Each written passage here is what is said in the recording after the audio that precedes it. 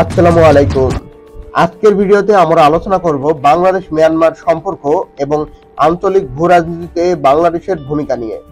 রোহিঙ্গা সংকট, মিয়ানমারের বিদ্রোহী গোষ্ঠীর সাথে সম্পর্ক, ভারতের ভূমিকা এবং বাংলাদেশের জাতীয় নিরাপত্তা ও অর্থনৈতিক স্বার্থ নিয়ে গভীর বিশ্লেষণ থাকছে এই ভিডিওতে। চলুন শুরু করা যাক। রাজনীতি অঙ্গনের নানান ইতিহাস ও তথ্য পেতে আমাদের চ্যানেলটি সাবস্ক্রাইব করে বেল বাটনটি প্রেস করে রাখুন। বাংলাদেশ মিয়ানমার সম্পর্ক। বাংলাদেশ আনুষ্ঠানিকভাবে মিয়ানমারের বিদ্রোহী গোষ্ঠীগুলোর সাথে সম্পর্ক স্থাপন করেছে, যা আঞ্চলিক সংঘাতে জড়িত থাকার ইচ্ছার ইঙ্গিত দেয়। এই পদক্ষেপে মিয়ানমারের জান্তার চেয়ে ভারতের জন্য আরো বড় চ্যালেঞ্জ তৈরি করে এবং আঞ্চলিক ভূ-রাজনীতিতে বাংলাদেশের স্বার্থ রক্ষায় গত 17 বছরে ব্যর্থতার কথা তুলে ধরে। আঞ্চলিক ভূ-রাজনীতি। আঞ্চলিক ভূ-রাজনীতি বাংলাদেশকে উল্লেখযোগ্যভাবে প্রভাবিত করে, কারণ আরেকটি প্রতিবেশী দেশ জাতীয় নিরাপত্তার জন্য হুমকি স্বরূপ সিদ্ধান্তগুলিকে প্রভাবিত করে, বিশেষ করে রোহিঙ্গা সংকটের ক্ষেত্রে। তদুপরি এই দেশ পার্বত্য চট্টগ্রাম বিদ্রোহী গোষ্ঠীগুলোকে সমর্থন করে, যা বাংলাদেশের জন্য অতিরিক্ত চ্যালেঞ্জ তৈরি করে।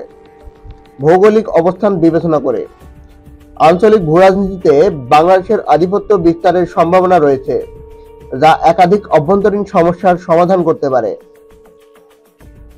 রোহিঙ্গা সংকট। বাংলাদেশ মিয়ানমারের বিদ্রোহী গোষ্ঠীগুলোর সাথে সংযোগ স্থাপন করে আঞ্চলিক সংঘাত সমাধানে জড়িত হতে শুরু করেছে।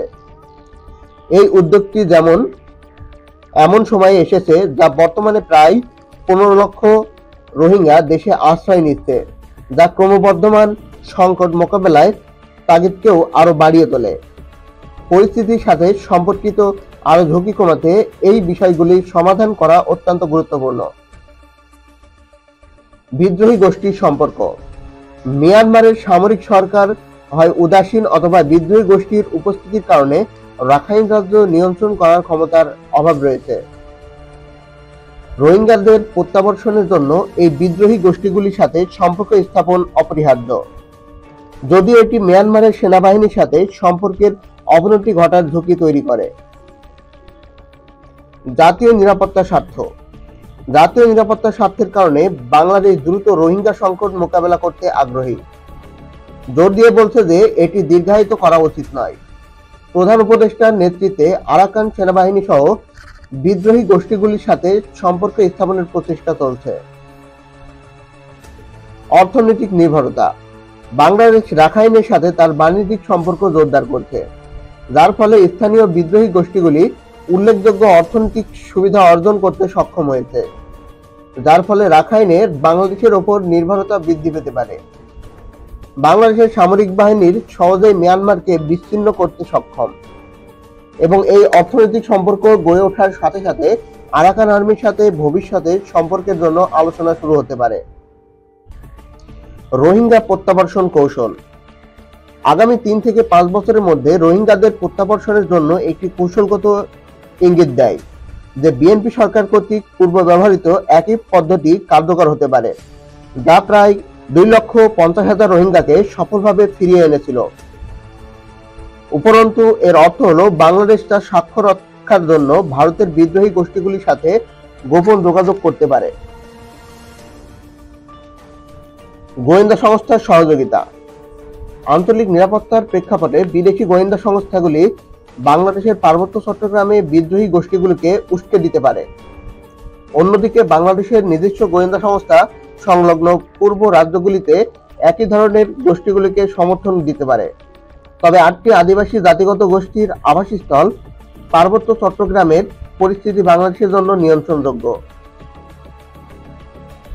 রাজনৈতিক ও সামরিক সক্ষমতা। বিপরীত অঞ্চলে বাঙালি জনসংখ্যার প্রায় 50% প্রধান মুসলিম, যা বাংলাদেশকে পার্বত্য চট্টগ্রাম নিয়ন্ত্রণের জন্য উল্লেখযোগ্য রাজনৈতিক, অর্থনৈতিক, ভৌগোলিক এবং সামরিক ক্ষমতা প্রদান করে।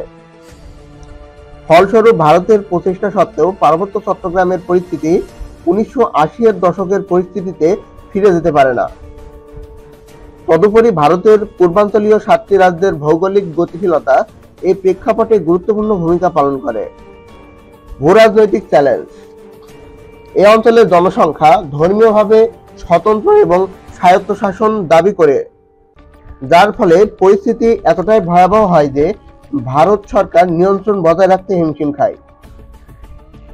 সেনাবাহিনী উত্তর পূর্বাঞ্চলীয় 7টি রাজ্য শাসন করে, যার মধ্যে মেঘালয়, আসাম, ত্রিপুরা এবং মিজোরাম বাংলাদেশের সাথে সরাসরি সীমান্ত ভাগ করে নেয়। পূর্বাঞ্চলীয় বিদ্রোহী গোষ্ঠী।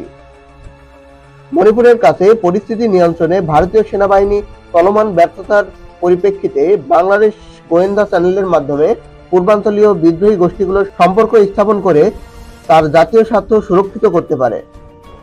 এই কৌশলগত জোটবদ্ধ ভারতের স্থিতিশীলতার জন্য উল্লেখযোগ্যভাবে হুমকি স্বরূপ হবে, যা ইঙ্গিত দেয় যে 7টি উত্তর পূর্বাঞ্চলীয় রাজ্যের স্বাধীনতা একটি সম্ভাব্য ফলাফল। ভারতীয় হস্তক্ষেপ। ভারত কেবল বাংলাদেশের চট্টগ্রামকে উস্কে দিচ্ছে না, বরং পাকিস্তানের বেলুচিস্তান প্রদেশ সহ বিদ্রোহকে সমর্থন করছে, ইরান এবং আফগানিস্তান অঞ্চল ব্যবহার করছে। অস্বীকার সত্ত্বে ভারতীয় গোয়েন্দা সংস্থাগুলির সরাসরি জড়িত থাকার সাথে সম্পর্ক রয়েছে। বাংলাদেশ এ বিষয়ে পাকিস্তানের গোয়েন্দা সংস্থাগুলির সহায়তা চাইতে পারে। সম্পর্কের ঐতিহাসিক প্রেক্ষাপট।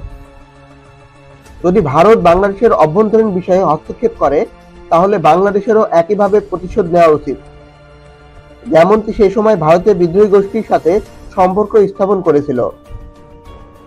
অবশেষে ভারতের প্রভাব বাংলাদেশের একটি সরকার পরিবর্তন ঘটে, যার ফলে 17 বছর ধরে ভারত জোটবদ্ধ সরকারের দেশ শাসন করে।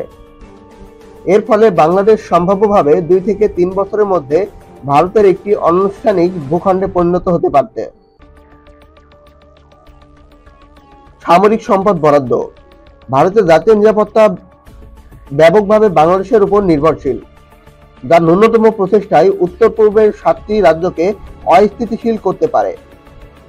বর্তমানে ভারতের প্রায় 9 লক্ষ সৈন্য কাশ্মীরের নিরাপত্তার উপর নিবদ্ধ রয়েছে, যেখানে মণিপুরে 2 লক্ষের বেশি সৈন্য মোতায়েন রয়েছে, যা আঞ্চলিক সামরিক চাপের ইঙ্গিত দেয়। কৌশলগত সামরিক চাহিদা। পূর্বাঞ্চল নিয়ন্ত্রণ করতে কমপক্ষে 10 লক্ষ সৈন্যের প্রয়োজন হবে। যদি ভারত 2টি সংবেদনশীল এলাকা সুরক্ষিত করতে না পারে, তবে তা পরাজয় নিশ্চিত করতে হবে, যার ফলে 20 লক্ষ সৈন্যের প্রয়োজন হবে। বাংলাদেশের সাথে ঘনিষ্ঠ সম্পর্ক বজায় না রাখলে ভারতের টিকে থাকা ক্রমশ প্রশ্নবদ্ধ হয়ে উঠবে। সেনাবাহিনীর ওপর জনসাধারণের আস্থা। বাংলাদেশ ভারতের হস্তক্ষেপের মূলে রয়েছে বাংলাদেশের জনগণের প্রতি ভয়। বাংলাদেশি সেনাবাহিনীর সীমিত ক্ষমতা নয়, প্রায় 2 দশক ধরে সেনাবাহিনী এবং জনগণের মধ্যে অবিশ্বাস তৈরির জন্য ভারত যে প্রচেষ্টা চালিয়ে আসছে তার লক্ষ্যবস্তু হয়ে দাঁড়িয়েছে। এই কৌশলের লক্ষ্য হলো বাংলাদেশের দুর্বল করে তার সেনাবাহিনীকে তার নাগরিকদের থেকে বিচ্ছিন্ন করা, যার ফলে ভারতের আগ্রাসন সহজতর করা সম্ভব হবে। অতএব জাতীয় ঐক্য ও সেনাবাহিনীর উপর আস্থা জোরদার করা বাংলাদেশের প্রাথমিক লক্ষ্য হওয়া উচিত। প্রতিরক্ষামূলক শক্তি উন্নয়ন।